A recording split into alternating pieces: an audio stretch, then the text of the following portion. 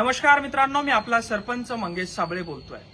मागच्या जवळजवळ 7 वर्षापासून जनहितासाठी आंदोलन करतोय आणि त्याचं बक्षीस या ठिकाणी आज मला मिळालेलं आहे। सन्माननीय सिटी चौक पोलीस स्टेशनचे एसीपी यांच्याकडनं ही नोटीस मला मिळालेली आहे। मी नोटीसचा मायना या ठिकाणी आपल्याला वाचून दाखवतो। प्रति मंगेश संजय साबळे, वय 27 वर्ष, राहणार गेवराई, पायगा, तालुका फुलंब्री, जिल्हा छत्रपती संभाजीनगर। आपणास या नोटीसीद्वारे कळवण्यात येते की तुमच्या विरुद्ध पोलीस ठाणे सिटी चौकच्या वतीने कलम 56(1) अ व महाराष्ट्र पोलीस कायद्याप्रमाणे पुढील अभिकथने करण्यात आली असून तुम्हास छत्रपती संभाजीनगर जिल्हा व जालना जिल्ह्यातून 2 वर्षाकरता हद्दपार करण्यात यावे असे या कारवाईत सुचवले आहे। मला छत्रपती संभाजीनगर व जालना जिल्ह्यातून 2 वर्षासाठी तडीपार करण्यासाठीची ही नोटीस आहे। त्याचं कारण काय? मी कलेक्टरला बोललो म्हणून नाही, मी सीओला बोललो म्हणून नाही, मी संविधानिक पद्धतीने किंवा असंविधानिक पद्धतीने काही वेळा आंदोलन केले म्हणून नाही, तर याच्यामध्ये 2 साक्षीदार पकडून आणण्यात आले आहेत आणि त्यांची साक्ष घेण्यात आलेली आहे। मी आंदोलन करतो, मी समाजासाठी भांडतो म्हणून तडीपार करत नाहीये, तर या छत्रपती संभाजीनगरचे सीपी सन्माननीय पवार व डीसीपी अतुलकर या दोघांनी आयएएस पदावर असताना संविधानाचा गैरवापर करून मी आंदोलन करतो म्हणून नाही, तर माझ्या विरोधात 2 साक्षीदार उभे केले, त्यांना खोटी साक्ष द्यायला लावली आणि त्यासाठी ते गुंडगिरीचे, व्यसनाचे आणि खंडणीचे गुन्हे या पद्धतीचे त्यांच्याकडनं दाखल करून घेतले आणि ते या 5 पानाच्या नोटिसीमध्ये त्यांचे जाब घेतले आणि मला तडीपारीसाठी त्यांनी पात्र ठरवलं।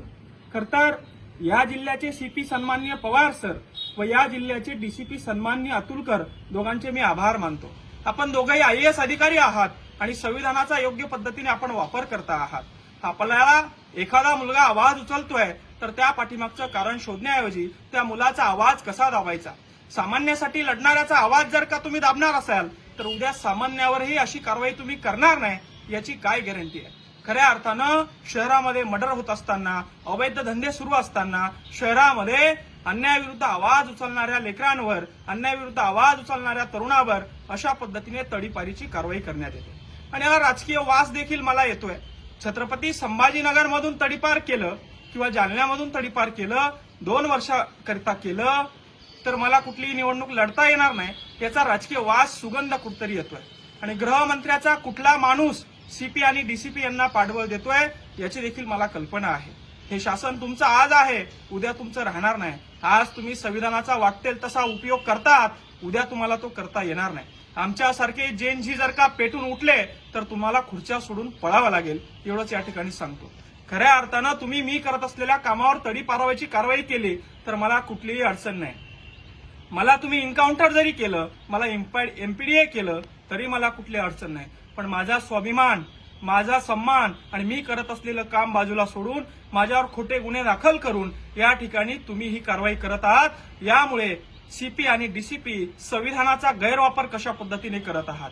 हे आयएएस लेवलचे अधिकारी हुशार असतात, यांनी काहीतरी चांगलं काम करायला पाहिजे। यांच्या कर्तृत्वावर देश आज टिकून आहे असं कुठेतरी वाटत होतं, मात्र हे आयएएस लेवलचे सीपी आणि डीसीपी अतुलकर आणि पवार हे दोघंही राजकीय नेत्यांची कठपुतली झालेली आहे असंच कुठेतरी दिसून येतं। मागच्या वेळी जेव्हा मला हे सीपी पवार साहेबकडे घेऊन गेले, पवार साहेब वारंवार मला एकच प्रश्न विचारत होते, गाडी का जाळतो, गाडी का जाळली, गाडी का जाळली? मी सांगितलं, अरे बाबा, माझ्या समाजाचं रक्त सांडलं होतं, माझ्या समाजावर लाठीचार्ज झालता म्हणून गाडी जाळली, गाडी नसती जाळली तर मी स्वतःला जाळलं असतं म्हणून गाडी जाळली। या गाडी जाळण्यावर त्यांना एवढा काय त्रास झाला हे मला समजायला पर्याय नाही। मग असं असताना गाडी जाळली म्हणून, असं असताना समाजासाठी काम केलं म्हणून, असं असताना कलेक्टरला, सीओला, विविध अधिकाऱ्यांना जाब विचारला म्हणून कारवाई करायला हवी, तर कारवाई कशा आधारे केली हे मी आपल्याला दोन्ही साक्षीदाराचे कथन वाचून दाखवतो। सुमारे 1 महिन्यापूर्वीची गोष्ट आहे। साक्षीदारास नेमकी तारीख आठवत नाही।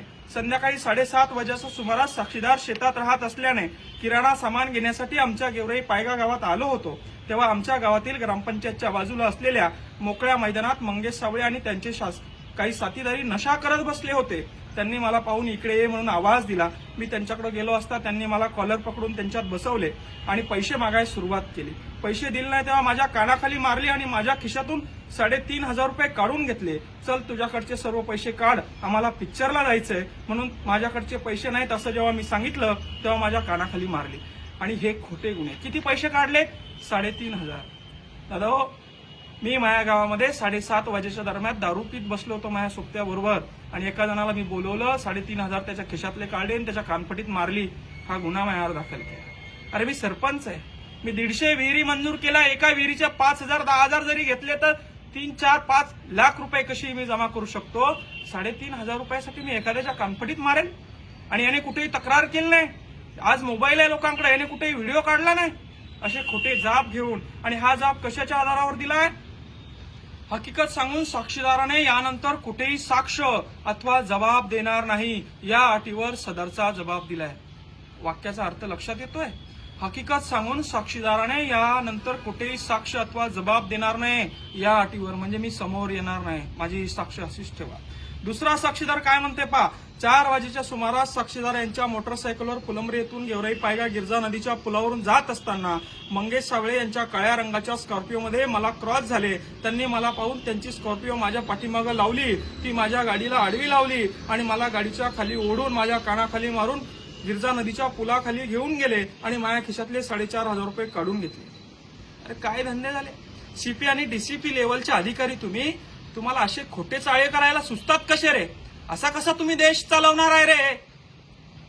असं जर खोटे बयान घेऊन तुम्ही देश चालवणार असाल तर धिक्कार आहे की मी या ठिकाणी जन्माला आलो. छत्रपती शिवाजी महाराजांचा, डॉक्टर बाबासाहेब आंबेडकरांचं संविधान असलेला हा महाराष्ट्र, आणि या महाराष्ट्रामध्ये पवार सीपी सारखे, अतुलकर डीसीपी सारखे अधिकारी जर राजकीय नेत्यांचं ऐकून माझ्यासारख्यावर तडीपाराची कारवाई करत असेल, 2-2 वर्ष मला या जिल्ह्यातून लोकांपासून तोडण्याचं काम करत असेल, तर याला महाराष्ट्राचे मुख्यमंत्री आणि गृहमंत्री आणि यांचं कुठला एक संभाजीनगरमधला व्यक्ती आहे जो यांना सपोर्ट करतोय आणि मला त्याला आमदार व्हायचंय म्हणून मला या जिल्ह्यातून पळवून लावण्याचं काम करतोय. मी त्यांना एकच सांगू इच्छितो, बाबा असं केलं ना तुम्ही आमदार होणार नाही. मंगेश सावळीची नाळ ही जनतेशी जोडलेली आहे. जमिनीतून, शेतीच्या मातीतून उगलेला मी नेतृत्व आहे. मला 2 वर्ष काय 10 वर्ष जरी तरीपार केलं, तुम्ही मला आवाज उचलू देणार नसाल, शिक्षणावर बोलू देणार नसाल, गोरगरीब कष्टकऱ्यांसोबत बोलू देणार नसाल, त्यांचे कामं करू देणार नसाल, तर या जेनजीनं करायचं काय? या तरुण पिढीनं करायचं काय? या व्यवस्थेचे फटके आम्ही खाणार नाही. इथून तडीपार झालो म्हणून काय झालं?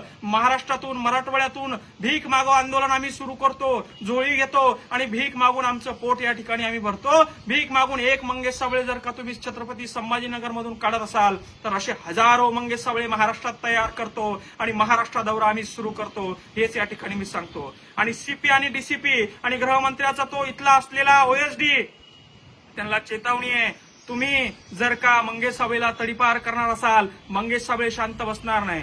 तुम्ही सन्माननीय मनोजदादा जरांगे यांच्याविषयी काय कट रचले, काय काय ऑफर माझ्याकडे घेऊन आले, कुठल्या कुठल्या हॉटेलमध्ये बसले, हे सगळे पुरावे माझ्याकडे आहेत. मनोजदादा यांचं आंदोलन मोडण्यासाठी, त्यांच्यावर डाव टाकण्यासाठी तुम्ही सगळे केलेले खेळ मी अजून समाजासमोर बोललो नाही. तुमचं आमचं काही नातं लागतं म्हणून मी शांत आहे, पण जर का मी बोललो तर तुम्हाला ही जनता पळू पळू मारल्याशिवाय राहणार नाही. एवढे मोठे हे तुमचे गुन्हे आहे, एवढंच सांगतो. आणि मी तडीपार व्हायला तयार आहे हे देखील सांगतो. जय जवान, जय किसान.